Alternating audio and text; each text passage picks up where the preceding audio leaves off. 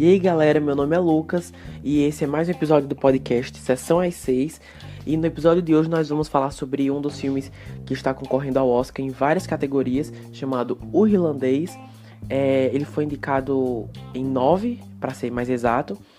As categorias são Melhor Filme, Melhor Diretor, Ator Coadjuvante, Roteiro Adaptado, Fotografia, Direção de Arte, Figurino, Edição e Efeitos Visuais. Esse filme, O Irlandês, teve uma estreia bem limitada no cinema, somente em algumas salas específicas, e depois disso foi direto para a Netflix. Bom, eu queria dedicar esse episódio a todas as pessoas que estão desencorajadas a ver um filme de 3 horas e meia de duração, porque até pouco tempo eu fazia parte desse grupo, né? Então é isso, vamos falar sobre O Irlandês.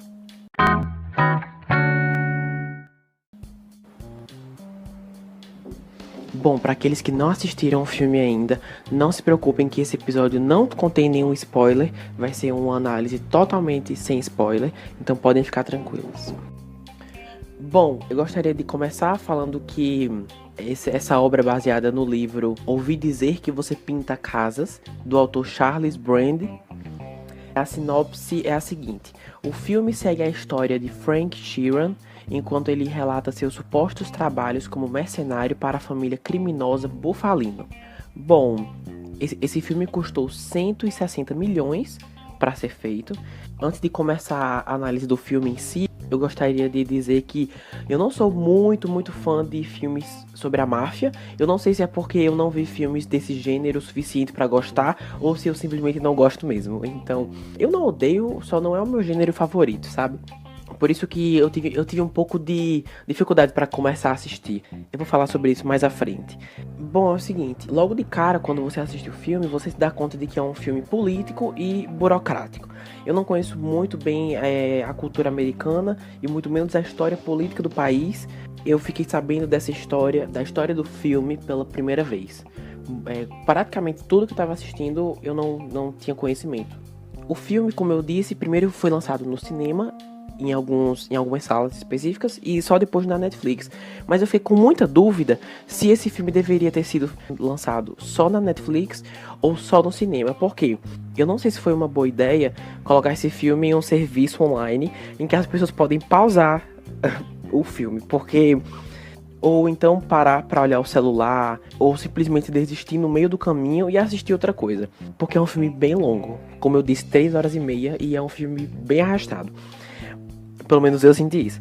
Mas por outro lado, se estivesse no cinema, eu não teria a capacidade de reassistir alguma cena, sabe? Eu assisti esse filme 2 vezes. A primeira eu assisti bem impaciente, porque eu não estava entendendo o filme.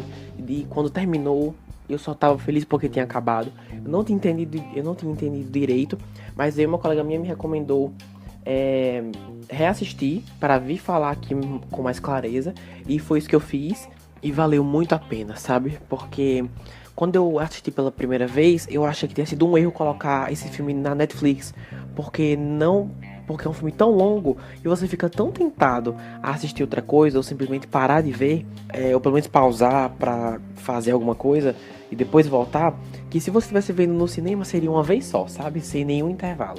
Mas eu tendo a oportunidade de reassistir esse filme na Netflix, voltando quantas vezes eu quiser pra pegar alguma cena que eu não tenha entendido e tudo mais, valeu muito pra mim. Então talvez no fim das contas a Netflix seja a melhor escolha mesmo pra esse filme.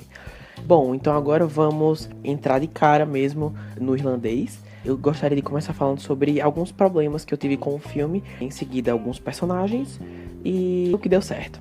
Bom, um dos problemas é que, como eu tinha falado antes, o filme é bem longo, tem 3 horas e meia. Mas isso não significa que todos os filmes que tenham 3 horas e meia sejam filmes ruins por causa do tempo deles. O problema é a combinação do filme longo, um filme muito informativo e que não tem um ritmo muito bom. É um filme muito arrastado e você sente as 3 horas e meia. Da primeira vez que eu tava assistindo, eu tava um pouco impaciente. Logo na primeira meia hora, nos primeiros 40 minutos, eu queria ver quanto tempo faltava. Quando eu olhei e vi que faltavam 2 horas e meia, nossa, eu senti, viu? Nem todas as cenas eu sentia que eram necessárias pro filme. O narrador é o De Niro, é o o Robert De Niro, que interpreta o protagonista, né? E ele tá narrando o filme inteiro. E tem algumas coisas que ele narra que eu não senti a necessidade de estarem no filme ou de serem narradas.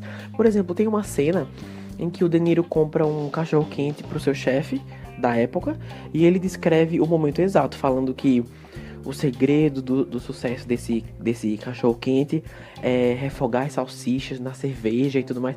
Mas assim, pra que falar isso, sabe? Porque o filme já é tão extenso e já tem tanta discussão sobre política e burocracia que você... Pra que dar espaço pra uma coisa tão pequena e que não vai... E que só vai acrescentar, sabe? Acrescentar pra um filme que já é longo. Então... Senti o tempo, eu senti muito o tempo durante esse filme. Um outro problema é que eu achei que muitos personagens foram introduzidos, muitos. Isso significa para as pessoas muitos nomes para decorar. O narrador introduz muitos personagens em um curto período de tempo. Por exemplo, na primeira hora do filme, muitos personagens são introduzidos. Então, é necessário prestar bastante atenção, não só durante o filme inteiro, principalmente na primeira hora, porque mais personagens são introduzidos ao decorrer da história, e se você não entender quem são os personagens que acabaram de ser introduzidos, provavelmente você não vai entender quem são os personagens que serão introduzidos posteriormente, sabe? Então, eu não estou dizendo que todos os filmes devem ter poucos personagens para que o público entenda, mas foram muito jogados, sabe? Muito de uma vez. Então eu senti dificuldade nisso. Quando eu assisti pela primeira vez, eu me desconcentrei só um pouco. Quando eu vi, eu já não sabia quem eram dois personagens. Então, prestar bastante atenção nesse filme é uma coisa muito importante. Então, de problemas, acho que era só isso mesmo. Agora vamos para os personagens. O protagonista, como eu falei, Frank Sheeran, interpretado pelo Robert De Niro, e ele é o protagonista.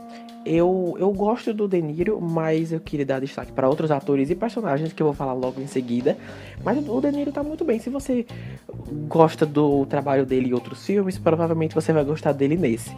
Mas o destaque para mim foram dois. Foi o Joe Pesci como Russell Bufalino, que é um chefe da máfia muito poderoso, e o Jimmy Hoffa, interpretado pelo Al Pacino. Eu não lembro se esse foi o primeiro filme que eu vi com o Al Pacino, mas se foi, gostei bastante. Todas as partes cômicas ficaram, não todas, mas a grande maioria das partes cômicas ficaram com o Al Pacino. Ele interpreta, como eu disse, Jimmy Hoffa, e ele é o presidente do sindicato dos caminhoneiros dos Estados Unidos, obviamente. Ele é impulsivo, com uma grande personalidade, uma personalidade muito forte, e eu senti que as partes mais descontraídas do filme quase sempre envolviam o personagem dele. Então, achei ele muito interessante. Queria dar um destaque para ele. Também para, como eu tinha falado, Joe Pesci, que interpretou o Russell Bufalino. Ele é um chefe da máfia muito poderoso. Quando o De Niro vai narrando sobre o personagem dele, é nítido que ele é um chefe que tem muito, muito respeito por todos. Alguém que, se você quiser alguma coisa feita, você deve falar para ele. Então, você deve pedir autorização dele, conversar com ele. E eu senti isso, sabe? Eu gostei que o ator ele deu um contraste de, ao mesmo tempo de ser um personagem que exige respeito e um personagem forte, poderoso, ao mesmo tempo é um personagem um pouco fofo, sabe? Tipo, ele não ameaça, ele é mais lógico, sabe? É mais centrado. Eu gostei muito disso. Meu destaque vai pra eles dois. Mas o De Niro tá muito bem também. Bom, vale comentar que eu ainda não comentei que esse filme é dirigido por Scorsese, né? Martin Scorsese.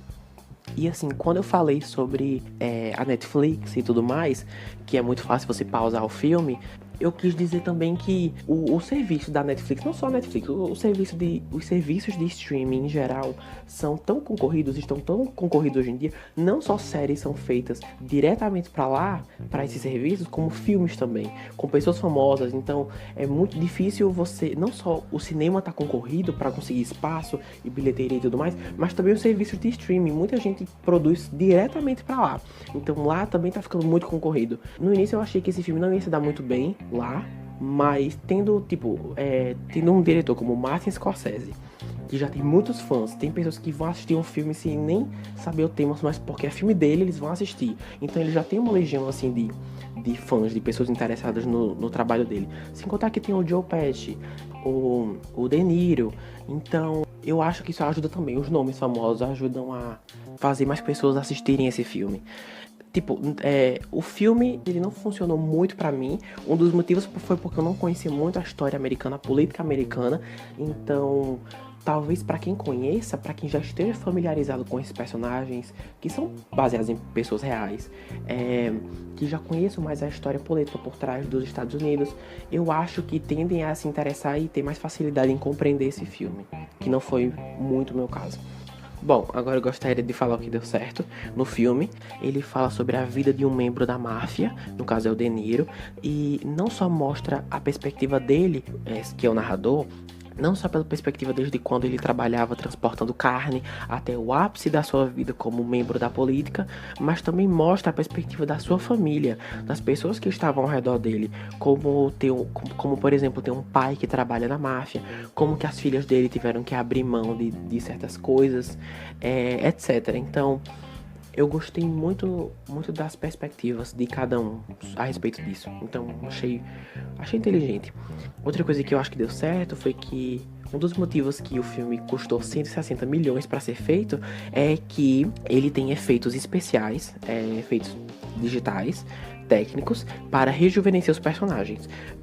O filme tem muitos flashbacks, muito. O filme quase inteiro é a base de flashbacks.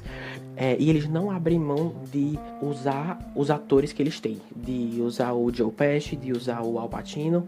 Eles usam esses personagens mesmo no flashback e eles são rejuvenescidos por grandes partes do filme, grandes mesmo. Então, eu senti que foi um acerto muito grande, deve ter custado muito caro, mas eu acho que valeu a pena. Eu gostei de ver a versão jovial de cada um deles, eu achei muito inteligente. Achei eficaz também, então é um crédito pro filme, né, pra ser dado. Outra coisa que deu certo é que, apesar de tudo, a história é interessante. Mesmo que o filme seja longo e arrastado, mas a história é interessante e é mais ainda pra quem já é familiarizado com os personagens, como eu tinha dito antes, ou com a política americana. Essas pessoas tendem a gostar mais desse filme, pelo menos eu creio. Uma outra coisa que eu acho interessante nesse filme é o comentário que ele faz sobre a passagem da morte, não só em relação à profissão do Frank, que é o De Niro, ou seja, alguém que trabalha para a máfia, um assassino, mas também quando se trata da própria vida dele, a passagem da sua vida, do seu envelhecimento, do que você fez, dos segredos que nunca serão contados a ninguém, etc. Eu gostei da perspectiva disso, que é tratado ao longo do filme. Eu achei um contraste muito, muito legal. Bom, de acordo com o site do Omelete, esse filme arrecadou mundialmente 961 mil e, segundo a Netflix, teve uma audiência total de 26 milhões. Isso só na primeira semana em que o filme esteve disponível. Bom, pessoal, eu acho que é isso.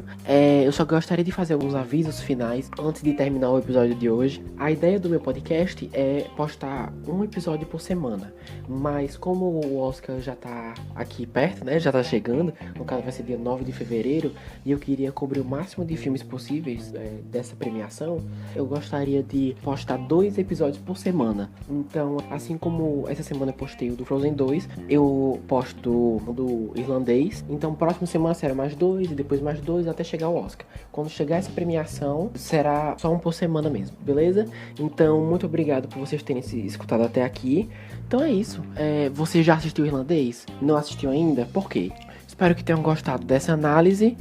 E por último, eu gostaria de avisar que, além do podcast estar disponível no Spotify, ele também foi aprovado no Breezer, no Google Podcasts e no Radio Republic. Vocês podem encontrar a Sessão E6 por lá. Muito obrigado a todos e até a próxima análise, até o próximo episódio. Até mais.